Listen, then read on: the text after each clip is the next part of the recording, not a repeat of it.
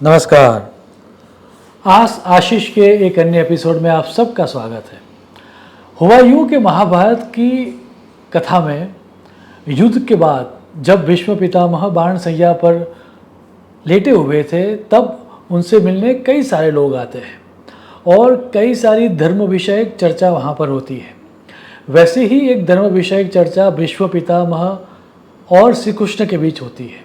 जब भीष्म पितामह श्री कृष्ण से ये कहते हैं कि इस जन्म में मैंने ऐसे कोई भी पाप कर्म नहीं किए जिसके कारण मेरा शरीर इस तरह से छिन्न भिन्न हो जाए, ना ही पिछले 100 जन्म तक मैं गया हूँ और उसमें मैंने वैसे कोई कर्म देखे हैं कि जिसके कारण मुझे इस तरह का दुख और पीड़ा भुगतना पड़े। तब हंस के श्री कृष्ण जवाब देते हैं कि आपके पिछले 100 जन्मों में नहीं, लेकिन आपका 100 जन्म के बाद का जो जन्म था, योर 101st प्रीवियस बर्थ जो आपका था, उस जन्म में आपने एक सांप का वध किया था और वो सांप आगे जाकर जो कांटों की बाड़ी थी उसके ऊपर गिरता है और उसका पूरे का पूरा शरीर छिन्न भिन्न हो जाता है।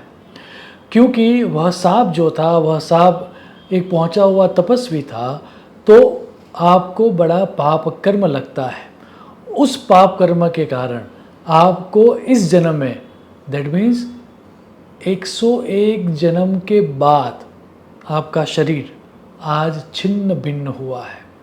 और इसलिए शास्त्रकार ये कहते हैं कि हम जो भी कर्म करते हैं वह हमें भुगतने ही पड़ते हैं। इसी संदर्भ में आज का जो पहला प्रश्न है वो पूछा गया है, और वो जो पूछा है वह पूछा है दिलीप पंड्या जी ने। और वो पूछते हैं कि गत जन्म के जो पाप कर्म है वो क्या इस जन्म में भुगतने पड़ते हैं।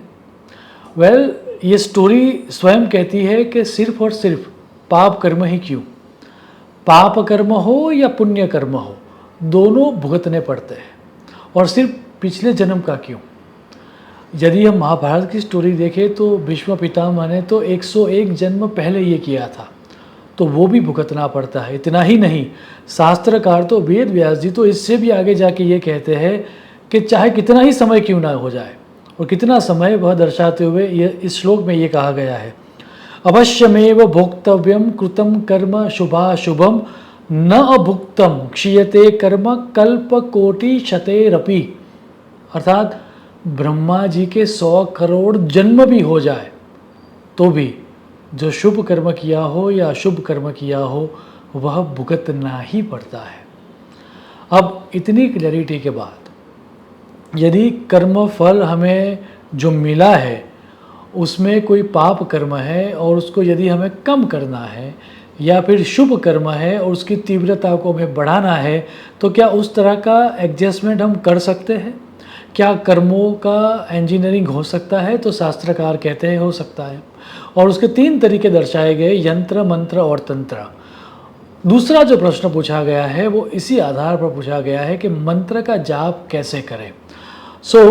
ये प्रश्न पूछा है R.K. ओझा जी ने, और वो ये पूछते हैं कि नमस्ते आशीष जी, मुझे सिखाया गया है कि गायत्री मंत्र का जाप बिना आवाज़ के निकालना चाहिए, इसके पीछे का महत्व क्या है? वेल, किसी भी मंत्र के लिए, आपने गायत्री मंत्र का प्रश्न पूछा है, लेकिन किसी भी मंत्र के उच्चारण के लिए 3 विधि शास्त्रकारों ने दर्शाई है। एक है उच्च मंत्र, दैट मीन्स आप लोगों को सुनाई दे, उस तरह से लाउडली मंत्र का उच्चारण करो। फिर मंद उच्चारण, जिसमें सिर्फ आप खुद सुन सको लेकिन आपके होठ फरफराएंगे, लाइक दिस, होठ आपके फरफराएंगे, दूसरे को सुनाई नहीं देगा, लेकिन शारीरिक कर्म तो होगा ही होगा। तीसरा जो तरीका है वो है मानसिक जाप, जब शरीर की किसी भी तरह की गतिविधि नहीं होगी और आप मंत्र जाप कर रहे हो। अब कौन से मंत्र जाप से क्या फल मिलता है उसके बारे में बात करते हुए शास्त्रकारों ने ये कहा कि उच्च मंत्र, दैट मीन्स लोगों को सुनाई दे, उस मंत्र का जो लाभ होता है उससे 10 गुना ज़्यादा लाभ मंद मंत्र जाप से होता है, जिसमें सिर्फ आपके होठ फरफराएंगे, सिर्फ आपको सुनाई देगा। और उससे भी 100 गुना ज़्यादा फल मानसिक जाप से मिलता है। और इसीलिए शास्त्रकारों ने ये कहा कि आपको यदि मंत्र जाप करना हो तो आप मानसिक जाप कीजिए, क्योंकि उसका जो फल है वह सहस्त्र गुना है, 1000 टाइम्स बेटर है लाउडली मंत्र जाप करने से। तीसरा जो प्रश्न पूछा गया है वह पाकिस्तान से पूछा गया है और उनका आईडी है यूज़र IN6CC, और वो ये पूछते हैं कि how to know about your past life, is there any way to know about your past life. Well, बहुत सारे ऐसे उपाय हैं जिससे आप आपके पास्ट लाइफ के बारे में जान सकते हो। One of the option is that आप जाति स्मरण करो, पास्ट लाइफ रिग्रेशन करो, या फिर आप खुद मेडिटेशन करो और उससे भी आपको पता चल सकता है। एक आसान तरीका इस पूरी प्रोसीजर में कुंडली का अध्ययन भी है।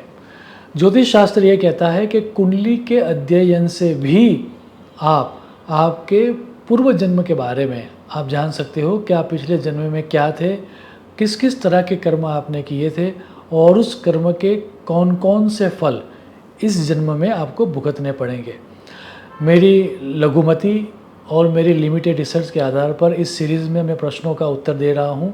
यदि आपका कोई प्रश्न है तो आपका नाम लिख के आप इस सीरीज़ के किसी भी वीडियो में या फिर मेरे किसी भी वीडियो के किसी भी कमेंट में आप लिख के भेज देना। जितने ज़्यादा प्रश्नों को मैं समाविष्ट कर पाऊँगा वह समाविष्ट करने का मैं प्रयास करूँगा। शुभम भवतु। प्रणाम।